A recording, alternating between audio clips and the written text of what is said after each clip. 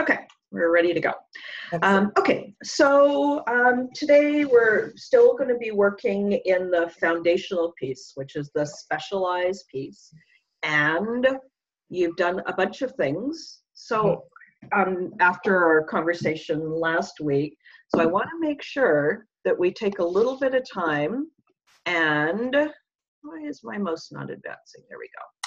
So I want to hear about your progress. Let's hear about your strengths and what you found, and tell me what you know.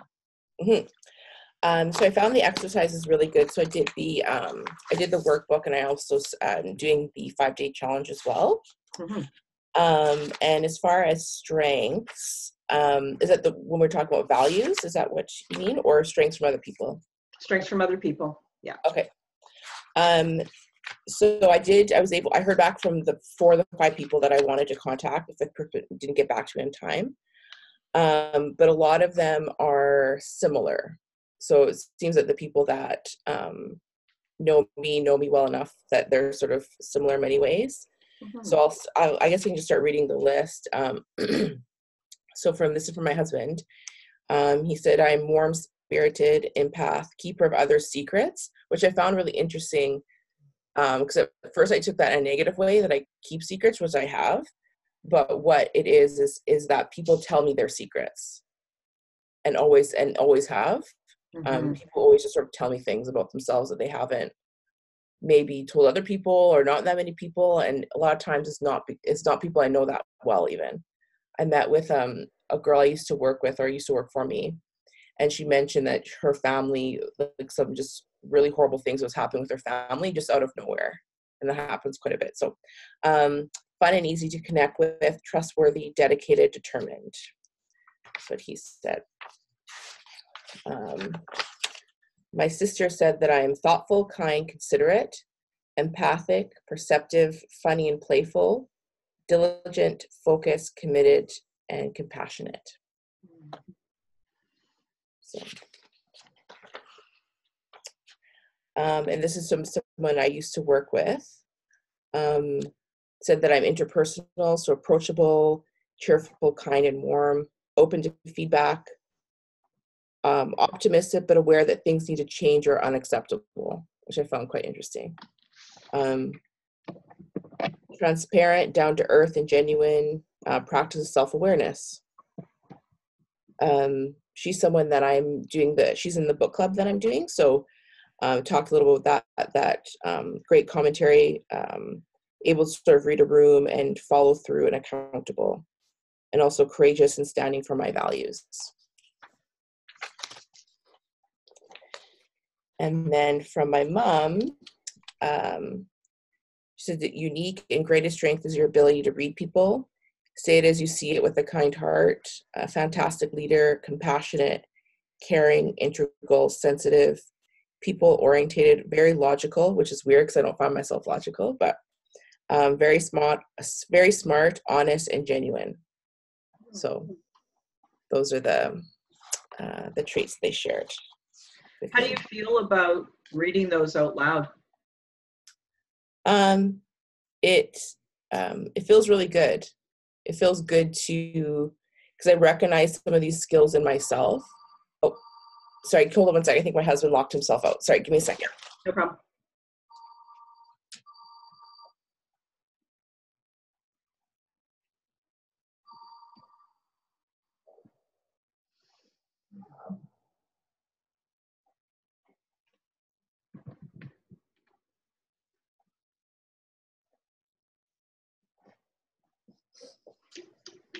Sorry about that.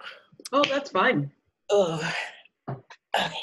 So you were saying that felt good. Mm-hmm. Were there any surprises? I know the logical one from your mom you said that was a surprise. Any other surprises? Yeah. The logical one was I found interesting, and courageous and standing for your values is interesting because I worked with this person at a time where I didn't think I was living those out. Like I didn't really think I was or that I was living out my values. And so I found that interesting. My sister saying that I'm funny and playful. I think I'm funny, but playful, I've never really considered myself playful, especially with her. And like with my husband, for sure, it was the keeper of secrets, keeper of other secrets. There is something really powerful about that phrase, Mm-hmm. keeper of others' secrets. You may want to weave that somewhere into your copy, into your blog posts, into how you talk about yourself. Like, it's a beautiful visual. Mm-hmm. And that combined with the name of your business, it kind of works together. I can't explain why, but that's a really powerful phrase. Yeah, that really, out of everything, that probably stood out the most, a keeper of other secrets. Yeah. Bye, baby. Okay. Because that could be like, I've done that in a negative way, in the sense of keeping secrets that were harmful to me and other people, and from myself at times, but also in a positive way, that people tell me things, and I remember this even as a child, that people would just tell me things about themselves, even if I didn't ask. But it's almost like that they realize it's okay, and I'm not going to judge them, and then they're able to sort of like let their guard down. Yeah, that's powerful stuff. Yeah. Really powerful. Yeah, it's probably yeah. it's what has allowed me to connect with people when I wasn't ready to. Like, it was a lot of times, it was very one-sided. They would tell me things, but they would know nothing about me. And that has really changed, but it's always been. So the wall is starting to get more doorways and windows, and more like a garden fence maybe, and like instead of a full wall, right? Yeah, exactly. Mm-hmm. There's a lot to learn there. Yeah. So tell me about the mountain exercise. So, where you're visioning forward. Mm-hmm. Anything in particular about that is, that was really useful for you? That it continued, the exercise continued to affirm to me that I want to be authentic in my interactions with people. And that I think the biggest thing that connected with me was the question 7 around what did you let go so you could create these results. Mm-hmm. And a lot of it is about limiting beliefs about wearing masks, needing to prove my worth through accomplishment. So I'm only worthy because I have this award, or I've accomplished these things. And I've had that most of my life, which has served me because it's always I'm always striving, but it's hurt me because my self-image is connected to things that I don't have control over. Yeah. Like a job or awards or accolades. Yeah. And when it was good is that I need to let go of being responsible for fixing everyone, that I'm the fixer. Mm-hmm. Because I know in that space, my feeling is that if I'm that way as a coach, it will just drain me and it'll hurt people. This need to fix people, because it's counterproductive from my understanding of coaching, that people know what's in their best interest, and you're just there as a guide. You don't determine what's in their best interest. Yeah. Yeah. Really strong. And that they are whole the way they are. Mm-hmm. They've got it. They're whole beings, and we don't know more than them or better than them. Because even, through your coaching conversations, you may learn all kinds of things, but you still don't know the whole person. Because you don't have that same viewpoint into living inside their life and their experiences. So letting go of proving your worth through accomplishment, letting go of wearing masks, letting go of being responsible for others' results and for being the fixer. Yeah. And I think lastly was one is having the safety of my previous careers, and sort of next to that, like not putting in my best. So I knew for a long time that I was not in position, but it was safe there. Like we've had this, you understand, like it was safe there. Yeah. But in not a healthy way, not in a way that allowed me to flourish. It was safe, like living in a cage would be safe. Yeah. Yeah. Right. No one came in, no one came out, but I was also in the cage. So I couldn't really like live out. I couldn't really stretch out. Mm-hmm. And that resulted in me not doing my best or not doing what I knew was right in a lot of situations. And you use that word flourish too. And you've used that word before. And I think that that's kind of a new value that's coming out for you. Like being authentic is a value, but flourishing is a different value, right? Well, it for me, like the word flourish makes it like sort of, it's interesting that I chose like wise willow as a plant because I like the forest. And so that makes an easy connection. But Mm-hmm. to really expand yourself and not in contradiction to hurting other people, but so that you can be an example for other people. And if you're at your best, then it means that you can serve at your best. Mm-hmm. And I've always loved to serve, but I serve from a really scared place. So this kind of serving, how would you describe this kind of serving? As a coach, Yeah. I describe serving in the sense of being present for someone and helping them walk through their own process at their own pace in their own direction. I can sort of describe it like someone's on their own path and you're like the flashlight that you're just sort of lighting, you're sort of bringing things to light, and they choose whether they pursue it or look at it or make a move. And that takes away some of like this fixing, this like codependent fixing that I have fallen to sometimes with people. Mm-hmm. Like where I'm like, oh, you're in trouble. I can fix you. Yeah. Which Yeah. is one is sort of like arrogant, like I'm the right, like I know what's best for people. But also it results in me being attached to what they end up deciding. Because if they don't decide based on what I suggested, then I would get sort of put off. And that's not really healthy at all. Yes. And so I would say yes. And there's another little thread here. It's kind of like they're on a bike with training wheels and you can never actually let them go. Like you can never just say, you got this. Mm-hmm. You can never really champion them. Yeah. You know?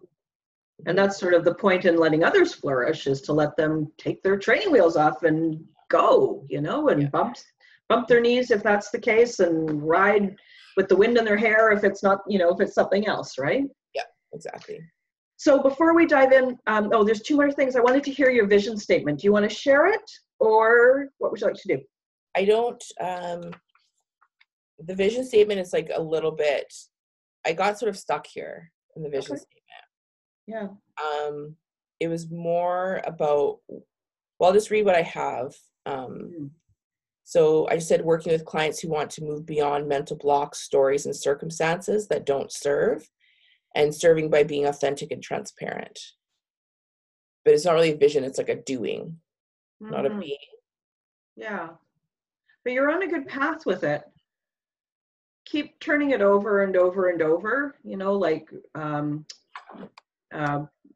when you like knead bread dough, you got to let it rise. Maybe it's in the rising stage, sitting in a bowl with a cloth on it right now, and then you're going to knead it a little bit more and see how it develops. Mm-hmm. It's more important to not have the perfect words. It's more important to have the feeling. So when you're working on your business and in your business, you're in that feeling mode, because then all the other things sort of flow out of that. And to me, that's kind of more the purpose of the vision statement, is to actually be able to quickly get yourself into that place of, oh yeah, this is my baby. This is my home. This is my creation. Yeah. Okay. And if you get a chance, send me a photo of your day one wheel of business. Mm-hmm. I just don't want to spend too much time sort of on the old before we jump into the new. Yeah. Okay.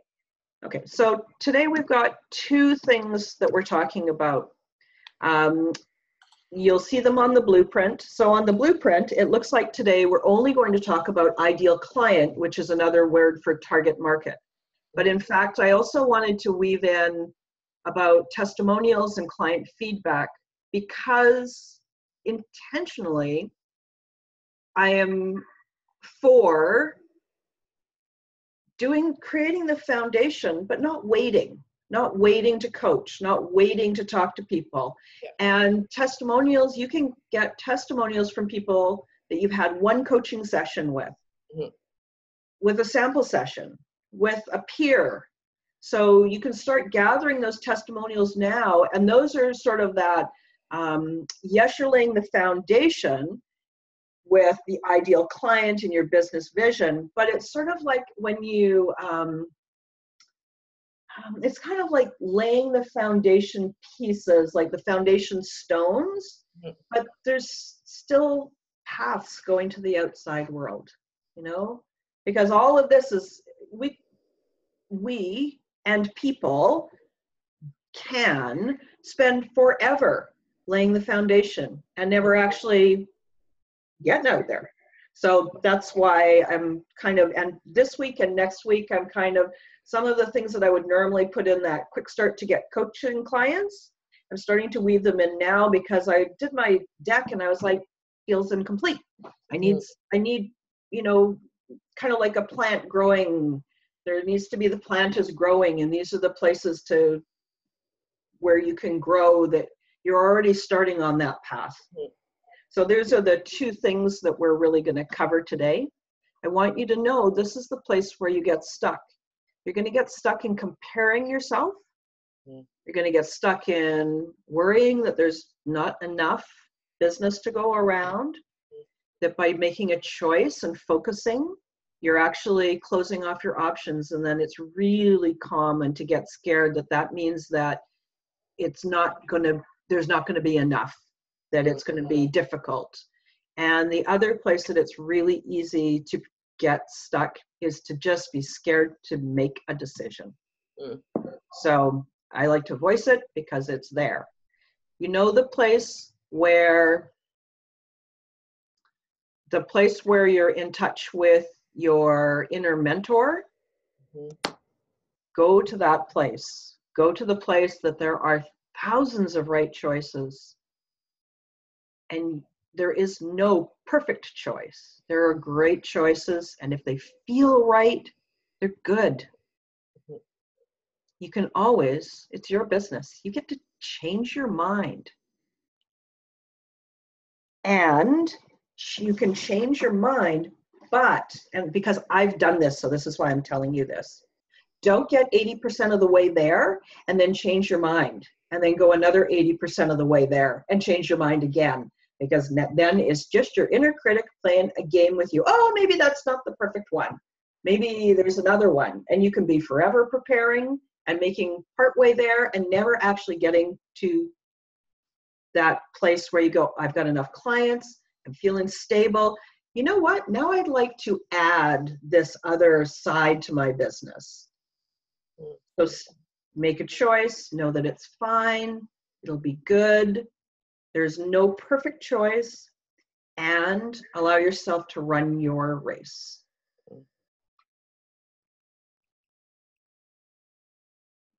Interesting. Okay, so I've already talked about the ways to manage it, so I'm just going to skip over this slide. But this is the same as when you and I were working together as coach and client, how to manage your inner critical voice. Yeah. Thank you for bringing that up. I've got it. I'm an adult. I've got us handled. Don't worry. I'm not going to let the world collapse around your shoulders. Okay? We're on the roadmap. We're still in the far left. And I know that when it feels like you spend time over on the left and you can focus over onto you see on the right, you're like, but I want to be over there. So I'm really conscious of, let's take a little bit from testimonials. That's farther along the right. So you're feeling like there's movement happening too. Okay. So it's an intentional thing. I just can't draw it properly. That's my problem. Questions, thoughts? No, that makes a lot of sense. And I really, for sure, the thing about 80%, about doing 80% and then turning around and changing and doing something 80% again and not really seeing it through. I could definitely fall into that. Yeah. That makes sense to me. Well, because you're smart, right? And you'll go, oh, I've got a better, smarter way to do this now, right? Yeah. And you just never, like, you're just constantly preparing. Oh, yeah. Been there. Took me like 2 weeks to order business cards. Why? Took me 5 minutes to do it. Right. But I tell you these things because they apply to me too. And so even though I'm farther along the journey than you are, it's still part of my life. I love doing what I'm doing. I love teaching coaches, and I've got something bigger that is waiting for me. And I'm kind of like, I don't know, you can see my hand. It's like, wants to go into the cookie jar. And it was like, no, you stay here for now. You don't have to grow quite yet. Do this really well, really own it. So there you go. So I'm telling you because I know it too. All right. Yeah. Makes sense. All right. We're in this place, still specialize. When we get to the outer rim of this is specialize. You need to do it once. The outer rim is the functions of a successful coaching business, forever working, forever going through these steps sequentially. Sometimes you'll do a little and show up. Sometimes you'll do a little bit and deliver. Sometimes you'll do a little bit and contribute, all in the same day, but it's all part of a cycle. Yeah. Okay. Today we've gone from vision, the heart. Now we're going to go into who you help. And there's a little bit of a toe into what problems do you help them solve. But you can see that we're getting into this place where once we have those things together, once you know who you help, how you help them, what problems you help them solve, then you can create a coaching package. Once you got a coaching package, then you can do sample sessions. And when somebody says, yeah, I want to work with you, you can say, hey, I've got a 6-session package that is just right for you. And here's the journey that I take you on. But you can't do the journey until you know the who and the problem. Yeah. Okay. Let's start with testimonials. So a testimonial is great for many reasons. The first is that it's social proof that you're actually making a difference in people's lives. And if you ask every client for feedback, it helps you to grow as a coach. It helps you to appreciate the impact that you have on the world and on their life. And you don't have to wait until you're finished with them to ask them. So you probably don't remember, but early on when you and I started talking, after a couple of sessions, I would say something to you like, so how's that going? Is that, is this kind of along the path of what you need? That's me asking for a little bit of feedback. Are we on the right path? Is this working? Is this working? Is this working? Okay. Yeah. So it can be simple, one question. It can be a SurveyMonkey survey. It can be anything in between. It can be an email that you send with 3 questions that you'd like them to answer. It can be all different ways. The most important thing is that you ask, and asking is a big part of business. What do you do with them when you get them? Put them on your website, share them on social media. And that sounds a little self-serving, but when I say share them on social media, what it could be, for instance, is maybe you're doing an Insta story or a Facebook Live, and you're talking about something, and you could say, and I have a client who really got use out of this teaching, and it had a big impact on their life. It helped them in their relationship with their spouse. So even though you're not breaking confidentiality in any way, you can still share it on social by saying, I had this is true. You can use them as references. Occasionally I've had people say, so what references do you have that can show that you can actually help me? So they're good for that. And the other thing is when you're having a crappy day, which will happen, And it does not mean that there's anything wrong with your business or wrong with you, or that you're not going to make it, or that this isn't the right path for you. But you will have crappy days, and you can go and you can read them and go, oh, that's so great. Mhm. So you can do all these things. So not a once and done activity. You can ask once. I've probably asked you, I don't know, I bet you 5 or 6 times for feedback. Okay. And you might not have even known it, right? No. Right? Okay. And then when we're done, you'd also get an email saying, can you give me some written words around what it was like to work together. So it's not, I'm looking for a testimonial to put on my website. It's not that formal stuff necessarily. So you can ask the same person at different times and in different ways and for different purposes. And I totally am about systems and processes, and that to, at the end of your coaching engagement, have something that you send to people to ask them for formal feedback to. Part of a process that's in place, that this is the journey I take my clients on, and that is part of my journey. So I have seen this where newer coaches say, how would I ever ask for a testimonial? And here's how to do it. You do it by talking to people even after you have like a sample session, because this is what's important to people. What's on the screen right now? Did you hear me? Did you see me? Did what I say matter to you? I don't know why that PDF thing came on here. It's gone. There we go. And so people, even if you have a 15-minute coaching session with somebody and you truly listen to them and held space for them, you've added value to their life. You've had impact on them. So ask them. You could ask, these are 6 questions you could use in any way, shape, or form. But this is it gives you an idea about, you could ask any or all of these questions. How did you feel before we started? What was going on? Why did you feel that way? How did coaching help you change? That would be the same thing as, what impact did this conversation have on you? What are some of the big wins that you produced as a result of coaching? How do you feel now? And describe your life now.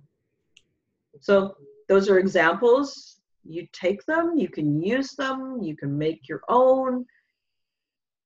I would make a bit of a game of it, and just make sure that every single person that you have a coaching conversation with, you ask them, what'd you learn about yourself?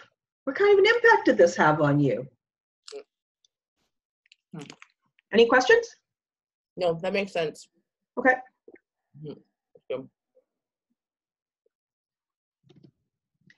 So ideas of places that you can ask. Okay. And like I said, right now, I don't know how many practice clients you've had, how many practice, coaching within your training. Ask those people too. You're still learning coaching skills, but you're already a powerful coach. So ask.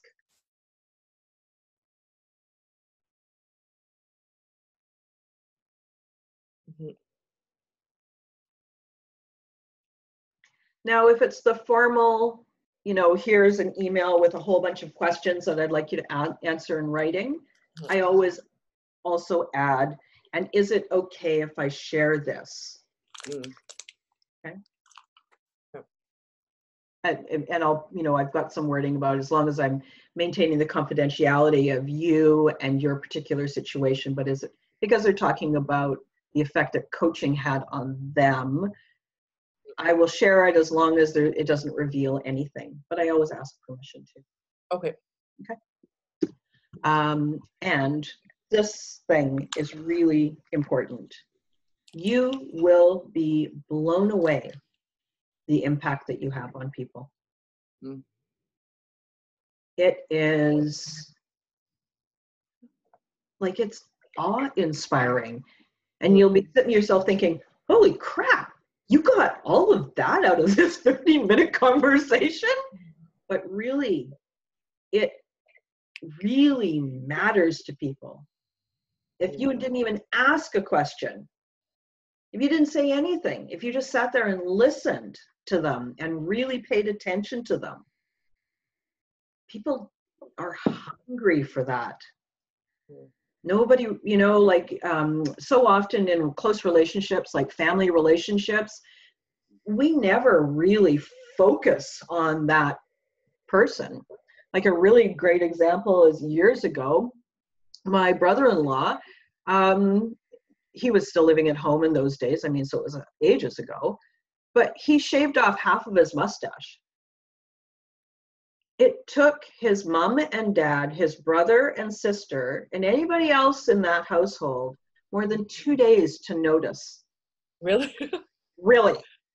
And they were at the dinner table together. They were one of these families that, you know, mom stayed at home and she cooked dinner, and they had breakfast together, and they were coming and going, and, you know, and like they had a busy life, and he was a young adult, but I mean, really? Mm-hmm. So you'd be surprised how little people notice. Yeah, that makes sense to me. And so, Candy, do you, the verbal ones that you're getting, do you ask to include those on your website or social media as well, or to use them? Most of the verbal ones, I just make a note after a session, and I use them either as how can I shift what I'm doing, how can I change, how can I grow, how can I approach this differently. I usually will only share the written ones because then I've actually got the real permission to share it. So okay, that makes sense. Okay, so we got a choice. We can have a break. What time is it right now? 9:35. So we can have a break, or we can just tootle along. And I'm happy to tootle along. I don't need a break myself. Yeah, no, I'm good. I'm good to go. Okay. Yeah, I just randomly put this in here because I thought if it's here, then we remember to ask. Yeah. Yeah. All right, so let's dive in a bit more into the ideal client. Have you heard this phrase before? Yes. Yeah. So tell me what you know about it. Where are you at with it? The ideal client is the client that will most benefit from working with you, or will derive the most of working with you, and you have the tools to help them, and that your how do I put that? That basically they're best suited for you, and that it's not not struggle, but that you're able to best serve them, that you're the person to best serve them in that situation. So I'll probably see it. Yeah, and so I would agree in saying they're not a compromise. You don't dread going on the phone with them. You don't spend your coaching time staring at the clock going, how many more minutes until it's over? And there's another piece, and the piece is around messaging. As much as coaching is a serving, heart-centered serving style of business, it's still a business. And to have a business, we need paying clients. And to get paying clients, our messaging needs to speak to somebody.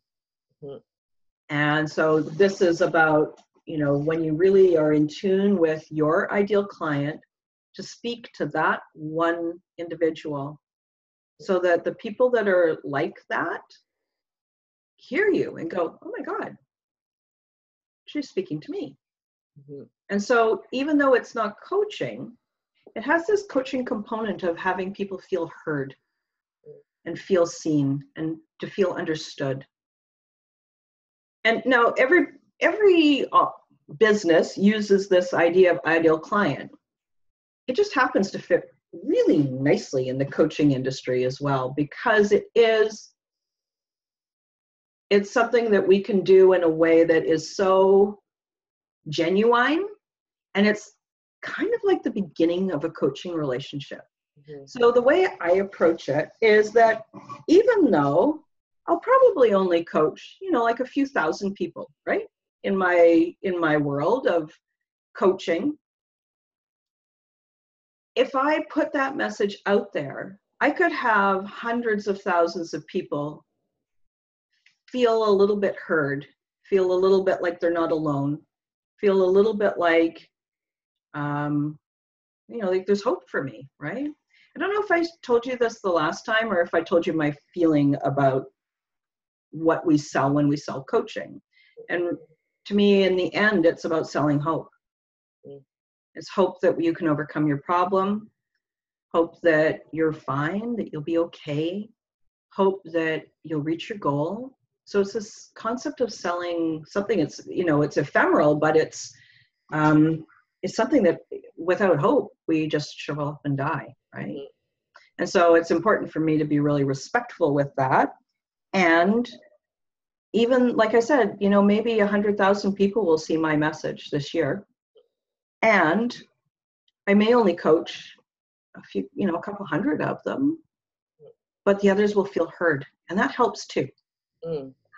So anyway, that's just kind of me on my philosophical soapbox. That makes sense. On my philosophical soapbox. So let's just get our terminology right. Okay. So when you hear me say ideal client, it's another word for target market. And it's the who you coach. And the example is C-suite executives or new parents or retirees. Your niche, which is what we're going to focus on more next time, but it's important to think about now, is the what. So what is the problem you help solve? At the high level, like I said, the problem is to provide hope for people. But people don't buy hope. They buy a solution. Yeah. So the C-suite executive is craving some kind of life. All they do is work and they're stressed. That new parent really just wants a good night's sleep. The retiree wants a feeling of belonging, a feeling like they're still making a difference in the world. And maybe it's a chance for them to live their avocation that they've always dreamed of. So though it's the what, but today we're talking more about the who. Those things go together though, right? Like you can't sell coaching and create a business unless you've got the who and the what. So like you said, this is the person who is the most likely buyer of your coaching. And I would assert you get to choose. You get to choose exactly the person you would most love to work with. It's your business. You might be able to coach many different kinds of people, but do you really want to? So you get to choose. That's the first thing, is it's got to be right for you, and it has to make sense from a business side. Okay.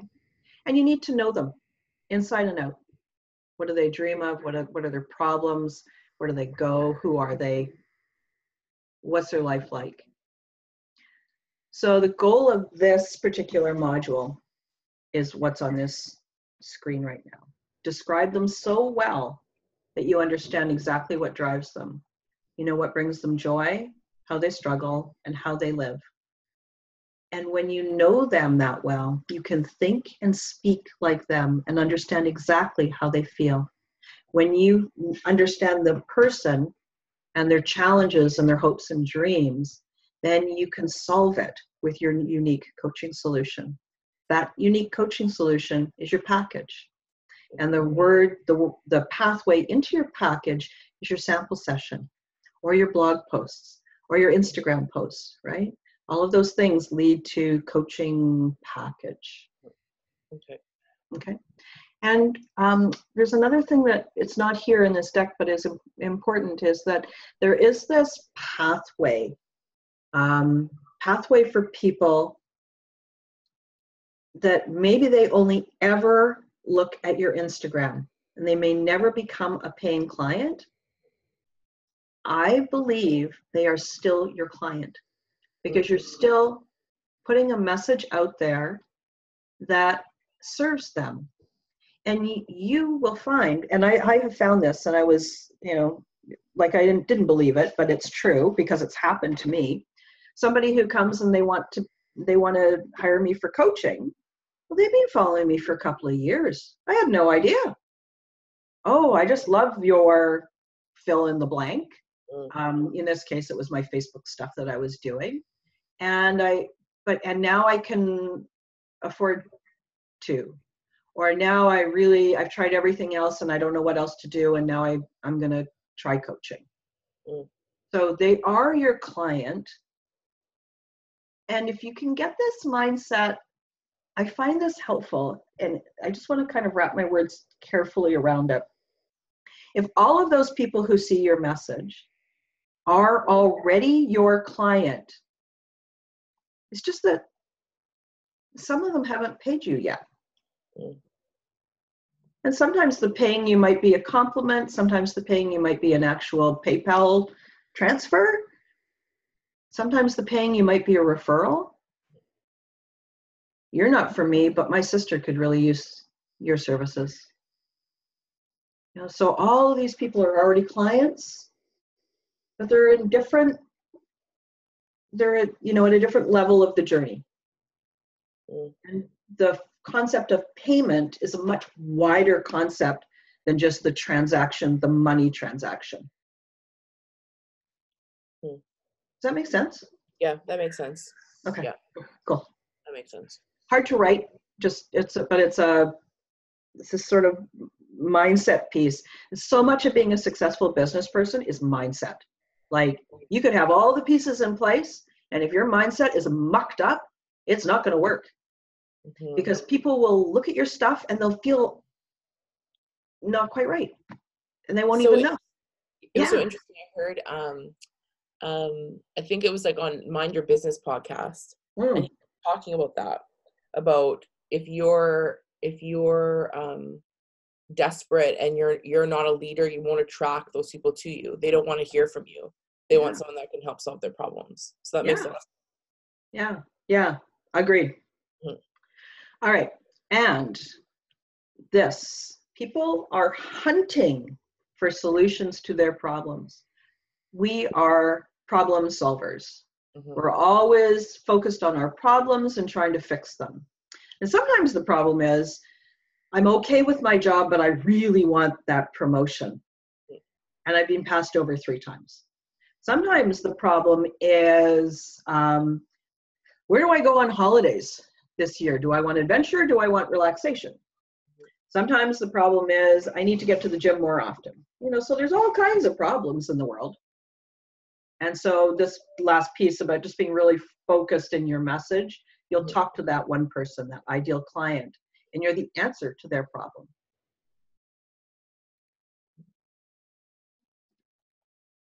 Mm-hmm. And that is day 2 of the challenge, right? And we're going to talk about that next week a little bit more in depth about the lean in line. Mm-hmm. But that's the premise of the lean in line. Mm-hmm. So it validates them. They know that you've heard them because you've done your homework. Mm-hmm. Okay. So lots of coaches resist. They just like, oh, but I liked everybody. But I could do executives, and I can do business owners, and I can do stay-at-home moms, because life coaching is just so universal. And really, that is their inner critic playing a mind game with them to resist their ability to focus and specialize. Mm-hmm. And I tell you, it happens all the time. I'm part of a fairly high-level mastermind. And these are people who have been in business for a long, long time. And even they are still having problems specializing. And so it's not, just know that you're going to specialize, and then you're going to rankle against it, and just know that it's normal. It's completely normal. Once you've got it, just like when you have your why, it's not all, your business vision in that what's driving you. It's not all rainbows and unicorns. You're still going to have challenges. Mm-hmm. It doesn't sort of, grease the pipe that everything is perfectly easy, but it just makes it, when you come up against those challenges, it makes them manageable because there's a deeper reason behind it. Mm-hmm. So most people resist because we have such a scarcity mindset. Mhm. And that is just North American culture. We worry that there's only so much of a pie, and that if we don't get enough of the pie, there can't ever be more than that piece of the pie, that we're not going to get enough. And we're scared that if we say no to somebody, we're going to do without. We're going to end up having, well, there's a saying for it, but I can't remember what it is right now. If I remember, I'll tell you. But we're scared to say like no to people. No, go and work with this person. I know that he or she would be a better coach for you. It takes guts to do that, especially when you're starting out. Yeah. To say, no, no, you know what? I'm not the right person for you, but I know somebody else who can help you. Mm-hmm. All right. Yeah. And so these are just stories. You can read through this afterwards. Those people will say, oh, but if I stick only with one person, I think I'll just get bored. And here's the truth from having coached for a few years. I have clients that I've coached since the start of my business. Sometimes we coach intensively, weekly, twice a week, whatever. They might email me and go, the sky is falling, I want to talk to you. Are you available in an hour? And then we might go a month or 2 months without talking. And then we have this, sort of wave, right? But what I found is that they came to me for help with, in the few that I'm thinking of, it's when I used to do a lot of leadership coaching because I was more in the leadership field. So they would come to me for leadership stuff, how to get ahead in their career, how to get the scholarship for the EMBA, all that kind of stuff, right? But then they started thinking about, well, what happens if I get married? How do I want to be with my new wife? Well, we already have a relationship. Yeah. So we coach on that too. Mm-hmm. So the ideal client and the message for your client is one thing. But once they're with you, they trust you. I know there's a couple of areas that I'm not comfortable coaching in, and those I would refer out, even for my clients that have been with me for years. I am not interested in coaching on how to find the love of your life. It's not my thing. Mm-hmm. And the other thing I'm not interested in coaching on is around sex stuff. Mm-hmm. It's just not my deal. Mm-hmm. You can talk to me just about anything else, but other than that, I'm not your person. I can't hold you. I can't hold the space for that. Okay. So when you resist, you sabotage. And the result of sabotaging your coaching business is not enough clients, not enough income, and a continual struggle. Yeah. So this is the place where the list of your strengths and your superpowers about being courageous. This is the place where it sounds kind of academic, but really you have to be courageous and take a stand. Mm-hmm.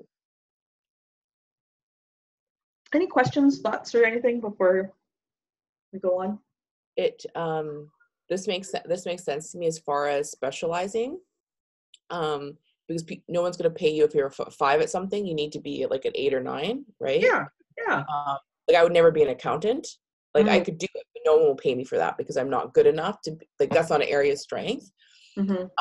So that makes sense logically, but I can understand the struggle when you are desperate. Not desperate. Maybe it's just desperate, where you're just like, I just need anything. Like anything. I just want clients. I just want 5 clients, right? Yeah. And you'll resolve what you need to. Mm-hmm. On an energetic level, the more finely tuned you are to exactly your ideal client and exactly the problems that you help solve, it's like you're a beacon. It's like they can feel you and they come looking for you. And I can't explain it, but it is true. So when you're feeling like, oh, what if there's not quite enough people? I need 5 people or 10 people or whatever your number is. hone your message, come back to that place where you're really, really in tune, and then go to the places where those people hang out.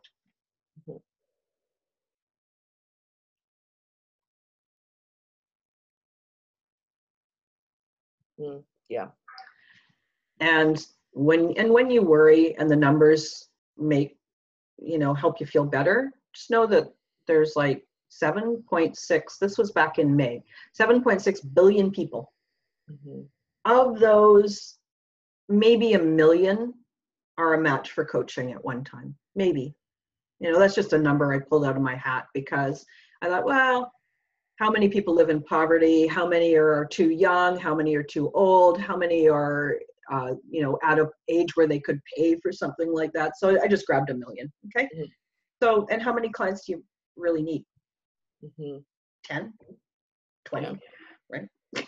If there's 1 million available, there's enough for you, right? Yeah. I think 1 million. I think I'm like something's there for everyone. Exactly. Okay. And then we talked about specialist. We don't need to go there again. So this is the place where ideal client and niche sort of overlap a little bit, the who and the what, and for some reason I love these mountain metaphors. Okay. So the mountain is the challenges that your clients have to overcome, want to overcome, or struggling with, they're stuck with, they don't know what to do with. But most of the time, the people who are your ideal clients, you've got some bandwidth in that area, not bandwidth. You've got some history in that area. Like most of the time, you're not going to coach people.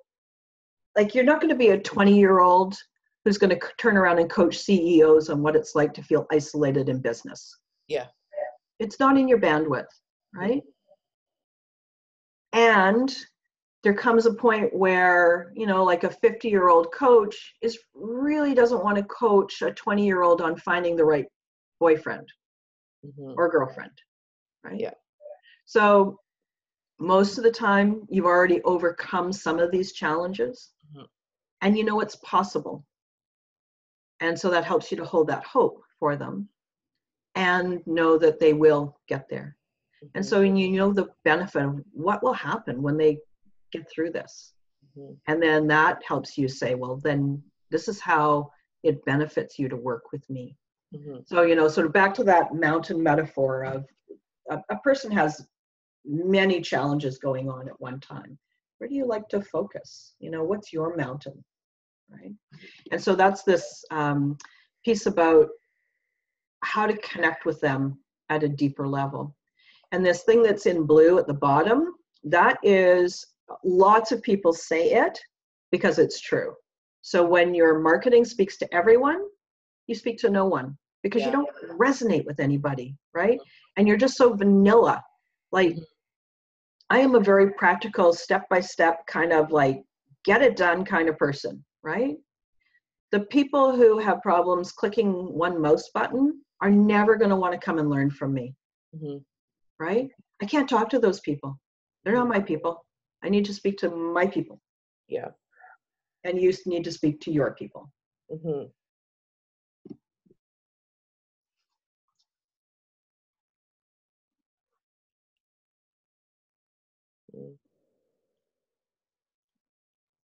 And this just sort of fleshes that out a little bit more. So if you're thinking of the mountain and all the challenges your ideal client is experiencing, the pathway is where you meet them. And, is the pathway to the mountain, is it through a forest? Is it through a desert? Is it through an ice field? What pathway are you on? Because each of those places has a completely different perspective. Somebody coming in from a desert is super thirsty, right? And they're sunburned and they need a hat because they got a burned nose and they needed sunglasses. But somebody coming in from a dank forest, well, maybe they're so wet that their feet are, their feet and their boots need to be dried off. So like all those, the approach and where you're best suited on the approach will help them in their climb on the mountain. Mm-hmm. So you got to kind of metaphorically think, okay, well, what's the path that I want to be on? You love ocean, you love forest. Mm-hmm. So somebody who's coming in from the side of who wants more green in their life, mm-hmm. as they go to change their problems and move forward in their life is going to be very different than the person who wants more concrete and glass in their life. Yeah. I just want to get out of this tiny town. I just want to move to the big city, right? So where's the path? Where's your path? Mm-hmm. So the other thing to do with business and client is the know, like, trust factor. And we'll talk about this again from time to time, but it's really important because people only want to talk to you and hire you and pay you when they know you, they like you, and they trust you. You know, so being the other people's secret keeper, you probably have a superpower around getting trust very quickly. Yeah. Right? So that's great. And that is something that's really important for you as you gather your coaching clients to you. Mm-hmm. Now, and just, you know, if you kind of think about it and you think, okay, did I ever go and buy something that I didn't know, like, or trust the individual or the business? How did I feel about that? You know, like your dentist. How do you feel about your dentist? Mm-hmm. Well, I have those three things. I know them, I trust them, and I like them. Yeah. And I've stopped going to places where I didn't feel when one of those was missing. Right? Same thing when you go and buy a car, right? Yeah. I mean, I'm a Mazda driver. I don't know why, but I just started with Mazdas years ago, and I love Mazdas. They fit me because I'm short. Everything's in the right spot. Mm-hmm. And I have gone to, true story, I wanted to buy a car. I was ready to go. I had cash. Mm-hmm. I went to the Mazda dealership in Richmond. Mm-hmm. I went with my daughter, mm-hmm. and it was a Sunday afternoon. And the salespeople stood around in the lobby and ignored us. Yeah. Mm-hmm. For half an hour. Oh, Jesus. Yeah, that's not good. And I went and spoke to the receptionist and said, is there somebody that I could talk to? And she said, oh, yes, I'll get somebody. And she never did. Oh, yeah. So we picked up and we left there. And I ended up at the one on the bypass, on Langley Bypass. Okay, yeah. I walked in there. One person, I walked in the door, they looked up, they met my eyes. They said, hey, how are you? I said, fine. They said, listen, I'm just busy right now. I'll be with you in a couple of minutes. Somebody else, nice to see you. Glad to see you here. Receptionist looked me in the eye. Bought the car that evening. Yeah. Right? Yeah. No, like, and trust. And guess what? I've bought 4 other cars from the same dealership. There you go. Every time I go back there, the same people are there, and and I get my car serviced there too, right? Yeah. So, I mean, that's the extreme version. The less extreme version is when you go to the mall and you're shopping for a dress for a special event or something like that, and you walk into a place and you just feel uncomfortable. Like, no, I'll go somewhere else. So, really important. And your coaching business, right now it's just you. Mm-hmm. It may expand. There may be more. You may have help in the future, right? How do you, as your coaching business, how do you get that feeling of know, like, and trust with your clients? Mm-hmm.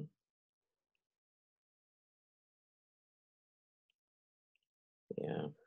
So, these are all business principles that are just as important for, SO Gas, or as it is for a solopreneur coaching business. Just as it's important for Google and everything in between.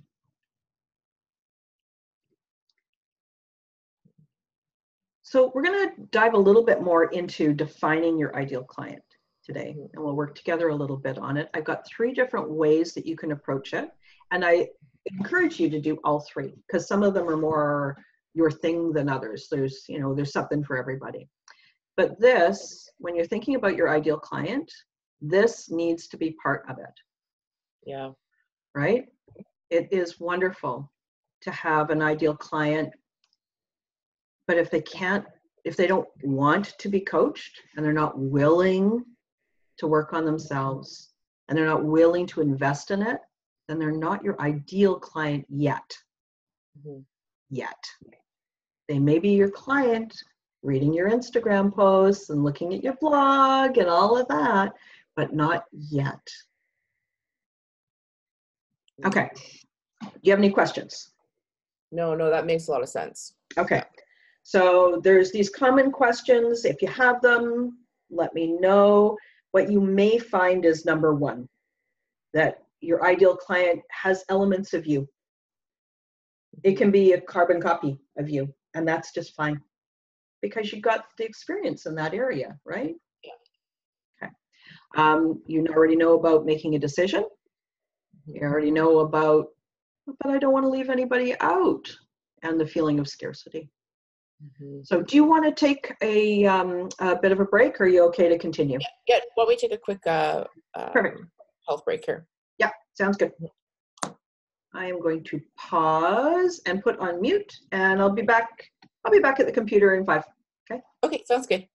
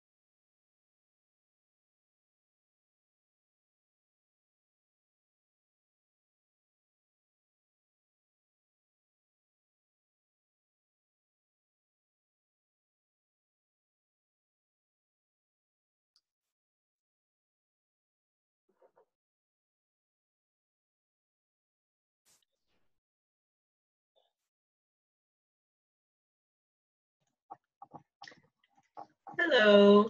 Oh, Okay, now let's see, resume share. Let's just make sure I'm sharing the right thing. Okay, good.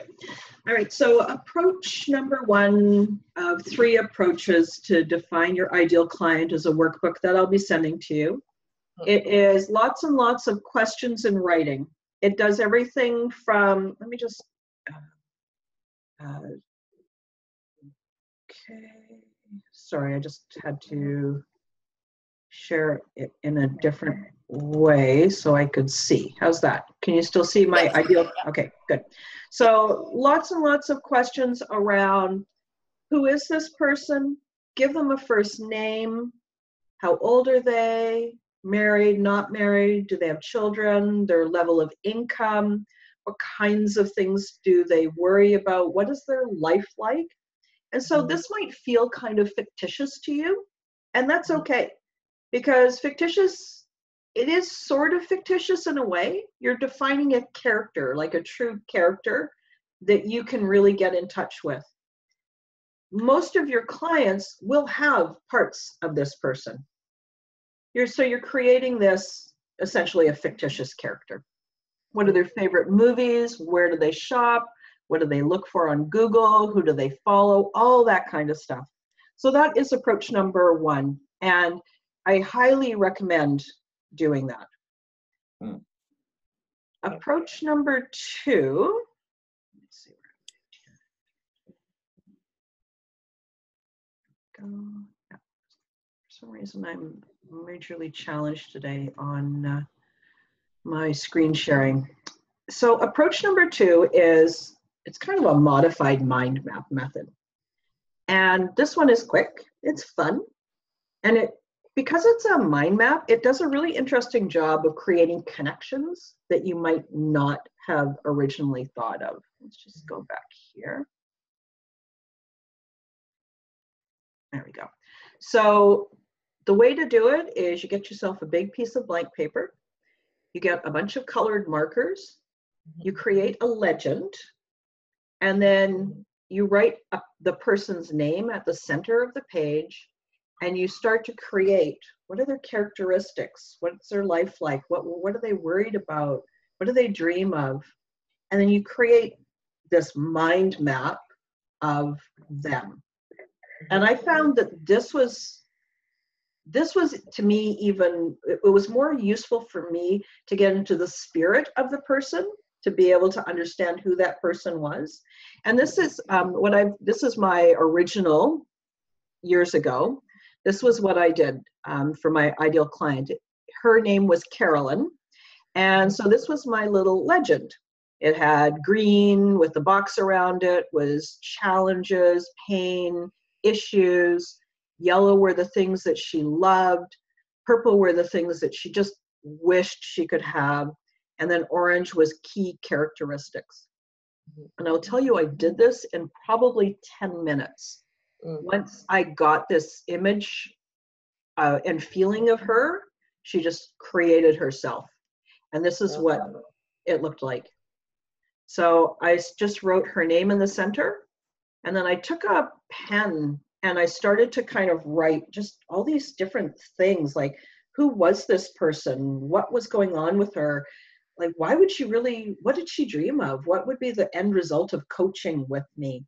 And then I went over and colored it and, boxed the green things and drew circles around the purple things. And then, and I added more, like it started out with quite a few things. And then it got so I could hardly fit more things on this page.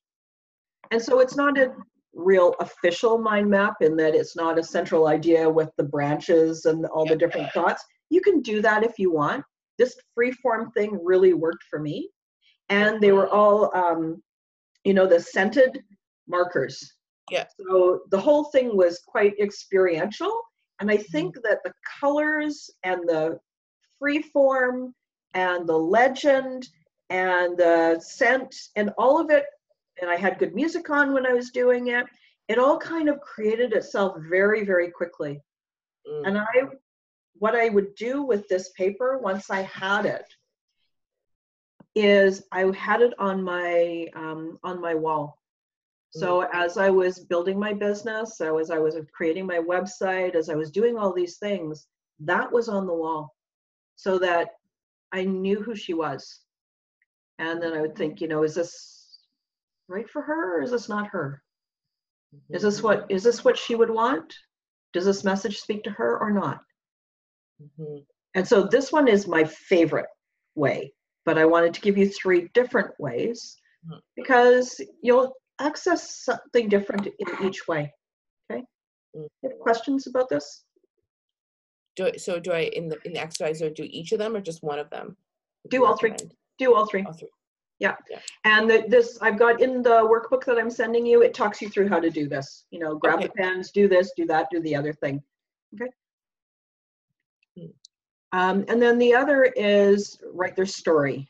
And, you know, there's the power of storytelling is hugely impactful, right? It accesses sort of an ancient part of us. And so I've had another ideal client. I'm on my 3rd now, but Sarah was my 2nd ideal client. And I will read you her story. I've got this here. You should still, where am I here? Now, can you see me? Yeah, yes. You can see me, right? Okay, so let me read this to you. This is, this was the story that I did for another ideal client. So it says her name is Sarah. She's 46 years old, and she spent many years doing everything for everyone else. Her family, her husband, her kids. She works downtown at a job, and she used to enjoy it, sort of. She just kind of fell into the work that she does. But because she's a go-getter and puts her hand up all the time, she's being promoted over and over. She makes good, some would say great money, earning more than $100K a year, but she's kind of bored, kind of disenchanted. The problem is she started to feel more and more discouraged, and she wakes up in the middle of the night feeling depressed and blue with this feeling like, is this really all there is? She always wanted to be a coach, and she knows in her heart she would be really good at it.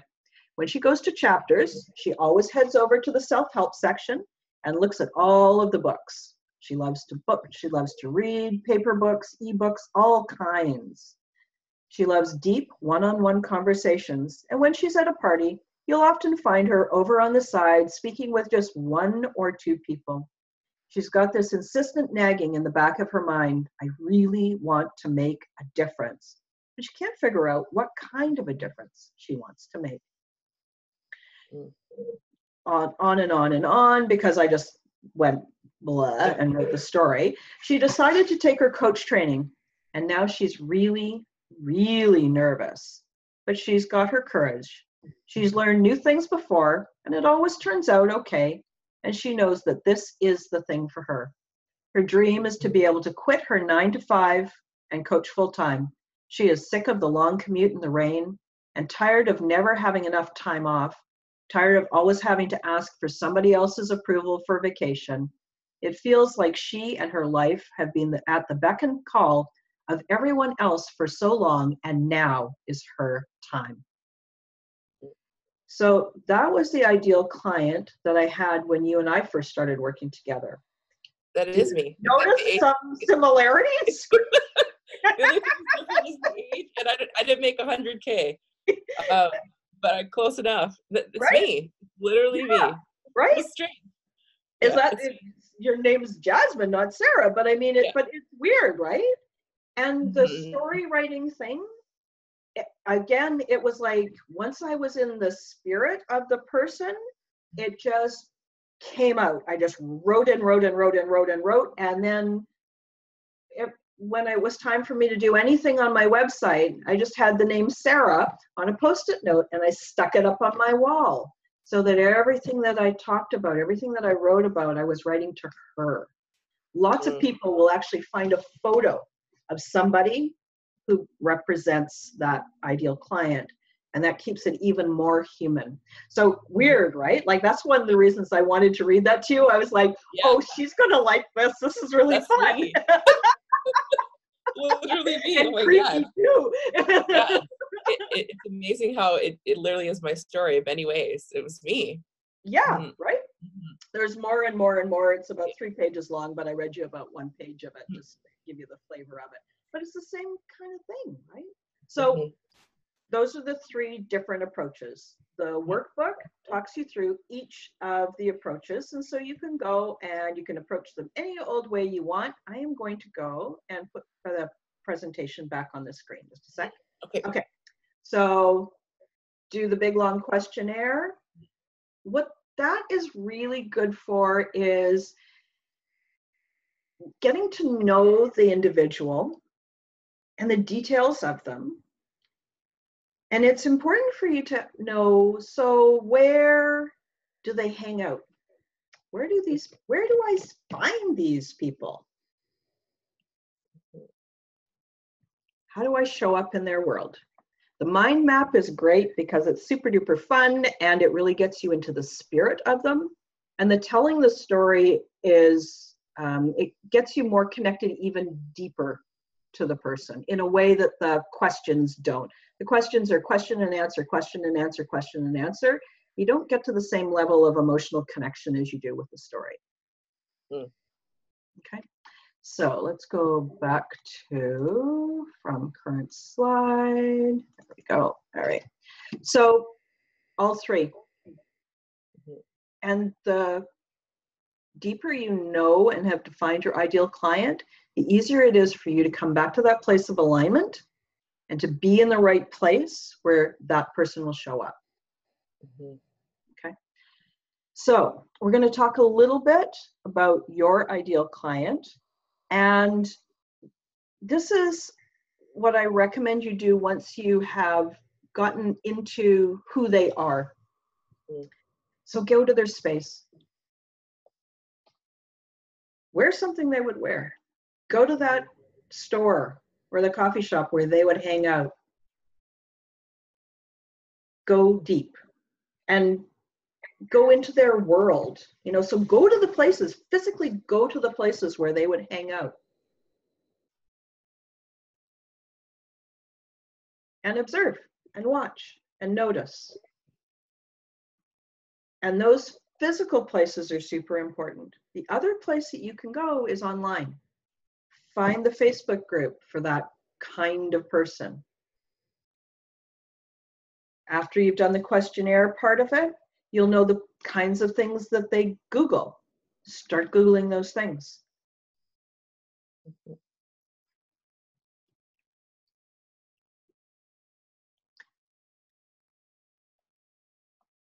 So let me just take you through the next steps, and then with what remaining time we have left, we'll talk a little bit about your ideal client and sort of start getting you on that path, okay? Okay, so the homework, ask for 3 testimonials between now and next time. Okay. Okay. And then be ready to share. Okay. Do the workbook, write the story, do the mind map, and go to the gathering places where you see them. So if you're looking on Meetup and you're thinking of what networking groups do I want to go to get out from behind my computer, look for the ones where they're going to be.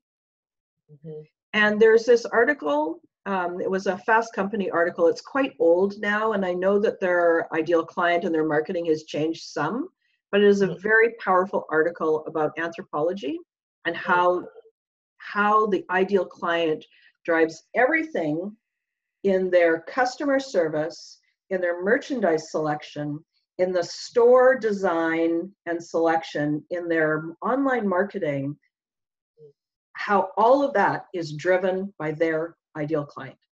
It's a fascinating read. It is fascinating. They have shifted a little bit, but, and if you have a chance, if you haven't been there recently, go to the anthropology store and walk around and look at it and go, holy crap, now I see. Like the salespeople that work there, how they dress and how they talk to you and how they approach you. Amazing. Interesting. Yeah, really, really interesting. And I like it because it's something really concrete. You know, like you can read the article and go to the store Yeah. and go, oh, look at that. So next time we're going to talk about your ideal client. I want to hear about them. I want to hear about your testimonials as well. Okay, so we've got a few minutes left, 5 minutes. Let's talk a little bit about your ideal client. How about if I stop sharing, and I think I will also stop recording.